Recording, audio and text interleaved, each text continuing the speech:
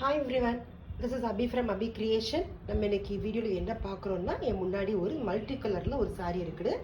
நல்லா கட்டம் கட்டமாக போட்டிருக்குது. கலர்ஸ் பார்த்தீங்கன்னா shades of green, shades of purples அப்படிலாம் போட்டு ஒரு பெரிய பெரிய பாக்ஸஸ் இருக்குது.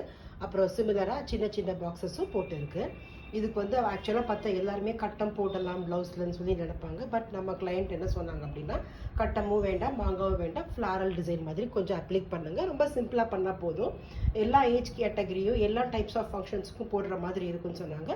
ஸோ நம்ம அது மாதிரி ப்ளவுஸ் வந்து டிசைன் பண்ணி ஸ்டிச் பண்ணி முடிச்சிருக்கோம். இதுக்கு வந்து பார்த்தீங்கன்னா அவங்க ரொம்ப சிம்பிளான பட்ஜெட்டில் கேட்டிருந்தனால ஒரு 300-400 ருபீஸை நாங்கள் ப்ளவுஸ் முடிச்சிருக்கோம். இது வந்து நம்ம பார்த்தோம்னா என்ன பண்ணியிருக்கோம்னா, இதான் ப்ளவுஸ் நம்ம ஸ்டிச் பண்ணி முடிச்சிட்டோம்.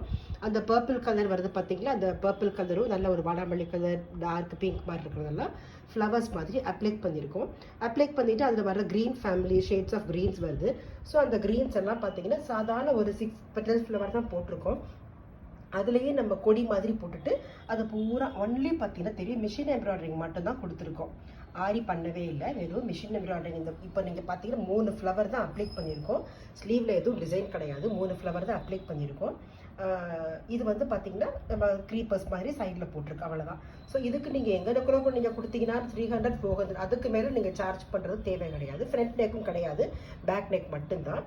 அப்புறம் பார்த்தீங்கன்னா நம்ம ஹைலைட் பண்ணுறதுக்கு நம்மளோட சாய்ஸ் தான். இது வந்து கொஞ்சம் ஏஜ் ஆனவங்கனால என்ன பண்ணியிருக்கோம், அவங்களுக்கு ரொம்ப கிராண்டாகவும் பண்ணலாம், நம்ம சிம்பிளாகவும் பண்ணலாம், நம்ம ஆப்ஷன்ஸ் தான்.